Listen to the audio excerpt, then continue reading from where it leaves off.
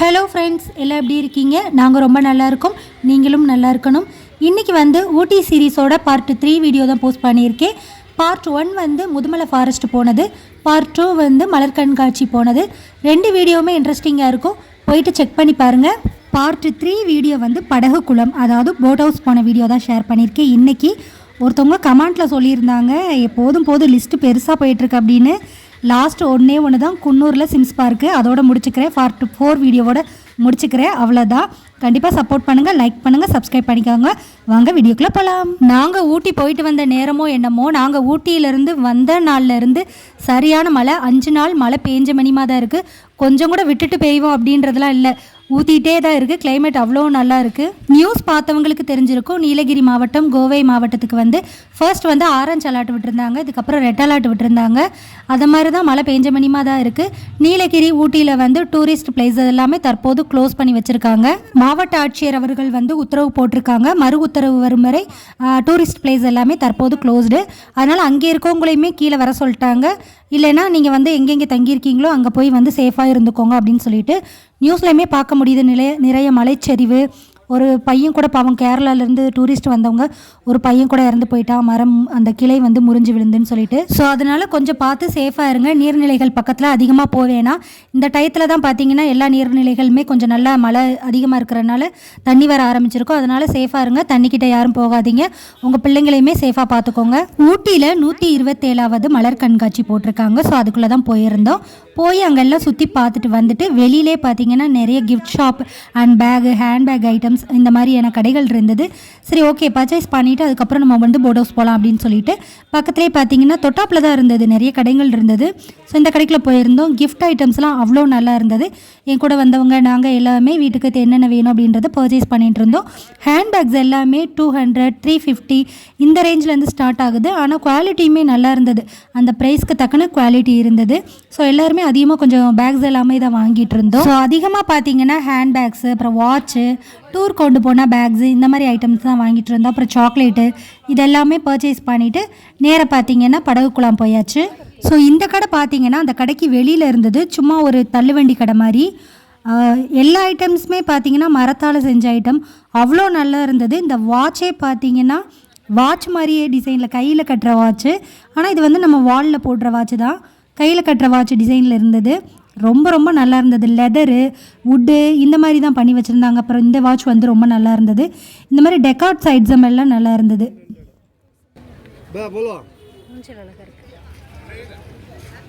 Hello, खाने को नहीं भैया, तुम बातें में तो मैं आ जाता हूँ। हाँ, आज आ जाओ, तुम्हें आ जाओ, जल्दी आ, फोन कर, आ रहा हूँ घर पे। இதென்னது? हाँ, नहीं बारिश ना भैया, उसके वजह। அதென்னது? कुमकुम चिम्बू। குங்கும சிம்பிளா? மூடி தனியாக வரல? आज आ जाओ, एक सेकंड में आ रहा हूँ।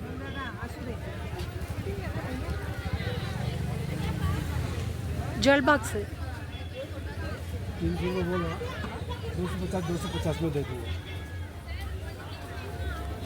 சொன்ன மாதிரி வீட்டுக்கு தேவையான நிறைய டெக்கார்ட் ஐட்டம்ஸ் தான் இருந்தது. அதையெல்லாம் பார்த்து முடிச்சுட்டு வாங்கலை, சும்மா அப்படியே வீடியோக்காக பார்த்தேன். அதுக்கப்புறம் கொஞ்சம் சாக்லேட்ஸும் வாங்கிக்கிட்டு நேராக வந்து போட் ஹவுஸ் போயாச்சு.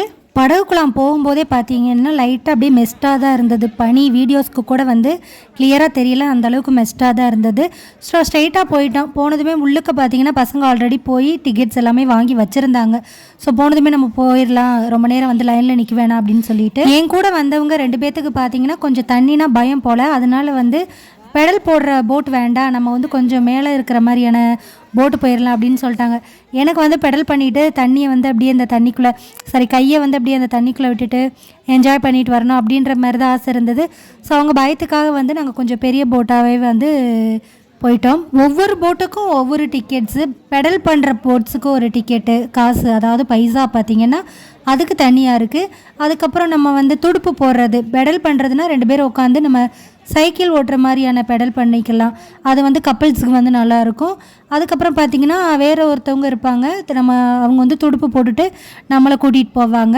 அதுக்கப்புறம் வந்து இன்ஜின் போட்டுன்னு சொல்லுவோம்ல, அந்த ஒரு சவுண்டோட மிஷின் மாதிரி ஓடும்ல, அது கொஞ்சம் பெரிய போட்டு. நாங்கள் வந்து இந்த உட்காந்துட்டு போகிற மாதிரி இந்த இன்ஜின் போட்டில் தான் போனோம். ஆனால் எனக்கு வந்து பெடல் பண்ணிட்டு போகிறது இல்லைன்னா துடுப்பு போட்டு போகிற போட்டில் போகணுன்னு தான் ஆசை. ஸோ இந்த போட்டில் தான் போகணும். பெடல் போட்டுக்கும் துடுப்பு போட்டு போகிற போட்டுக்கும் தனியாக ரைட் சைடு, இன்ஜின் போட்ஸ்க்கு எல்லாமே வந்து தனியாக லெஃப்ட் சைடு, இந்த மாதிரி தனித்தனியாக கொடுத்துட்டாங்க. ஏன்னா இன்ஜின் போட்ஸ் எல்லாமே வந்து அந்த சைடு போக முடியாது இல்லையா, அதனால் இந்த சைடு தனித்தனியாக பிரித்து கொடுத்துருக்குறாங்க. அந்த லைனில் நின்றுட்டு போட்டு பக்கத்தில் வர வர ஒரே எக்ஸைட்மெண்ட்டாக இருந்தது. லாஸ்ட் டைம் வந்து பிளாக் தண்டர் போயிருந்தோம். அப்போ வந்து இந்த மாதிரி சின்ன போட்டு தான் போயிருந்தோம். அந்த தண்ணி வந்து கை தொடுற தூரத்தில் இருந்தது. அந்த மாதிரியான போட்டில் தான் போயிருந்தோம். அதுவுமே நல்லா இருந்தது, இதுவுமே நல்லா இருந்தது. ஒரு எக்ஸ்பீரியன்ஸ். அந்த இயற்கையோட நம்ம அந்த போட்டில் போகும்போது அந்த பனி சாரல் மலை ரொம்ப ரம்மியமாக இருந்தது. ஐயோ, இது என்னது ரொம்ப பெருசாக இருக்குது எனக்கு. அது சரி, பயப்படுறாங்கல்ல.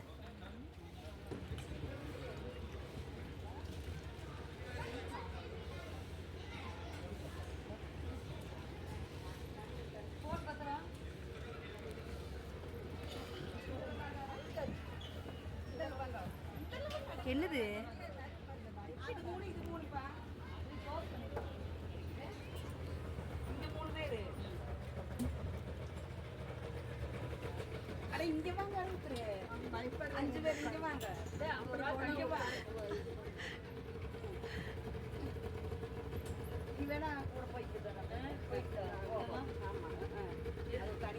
பிடிச்சிக்கோங்க.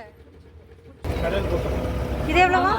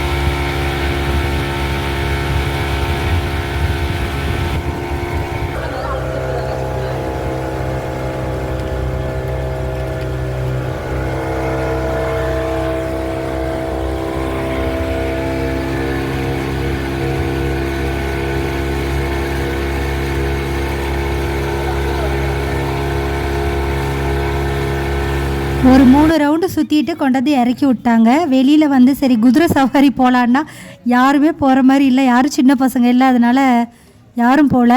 அப்படியே அது போனதை மட்டும் பார்த்துட்டு இந்த குதிரையெல்லாம் ஒரு வீடியோ எடுத்துகிட்டு அப்படியே கிளம்பியாச்சு. இடையில நியூஸில் பார்த்துருந்தேன், ஒரு பையனோட குதிரை வந்து ரொம்ப வேகமாக ஓடி அந்த பையனுக்கு ரொம்ப அடிபட்டுருச்சுன்னு சொல்லிட்டு காட் கிரேஸ் அந்த பையனுக்கு ஒன்றும் ஆகலை. அதிலேருந்து ஒரு ரூல் போட்டிருக்காங்க, குதிரை சவாரி பண்ணுறவங்களும் சரி அந்த கூட உட்காந்துருக்கவங்களும் கண்டிப்பாக ஹெல்மெட் போட்டுக்கணும் அப்படின்னு சொல்லிட்டு. இதுவுமே நல்ல ஐடியாவாக தான் இருந்தது. ஸோ படகுக்குளத்துலேருந்து கிளம்பியாச்சு. கிளம்புற வழியில் வரையில் பார்த்தீங்கன்னா கொஞ்சம் ஃப்ரெஷ்ஷாக வெஜிடபிள்ஸ் எல்லாம் இருந்தது, அதுவுமே வாங்கிட்டு இருந்தாங்க. வாங்கிட்டு நேரடியாக ரூமுக்கு வந்தாச்சு. ஒரு 5 to 6 மணிக்கெல்லாம் கொஞ்சம் இருட்டிடுது, அதுவும் ரொம்ப குளிர ஆரம்பிச்சிருது. ஸோ ரூமுக்கு வந்து செட்டில் ஆயாச்சு. நெக்ஸ்ட் டே பார்த்திங்கன்னா குன்னூர் வழியாக போயிருந்தோம். வரும்போது அதாவது கோயம்புத்தூர்லேருந்து வரும்போது கோத்தகிரி வழியாக வந்தோம். போகும்போது குன்னூர் வழியாக போகலாம் அப்படின்னு சொல்லிட்டு குன்னூர் போயிட்டு அங்கே சிம்ஸ் பார்க் போயிருந்தோம். அந்த வீடியோவும் வந்து நெக்ஸ்ட் டே வரும், கண்டிப்பாக செக் பண்ணிக்கோங்க. ஸோ நம்ம சேனலில் பார்க்காதவங்க இன்றைக்கி பார்க்குறீங்கன்னா சப்ஸ்கிரைப் பண்ணிக்கோங்க, லைக் பண்ண மறந்துடாதீங்க. நெக்ஸ்ட் வீடியோவில் மீட் பண்ணலாம். பாய்.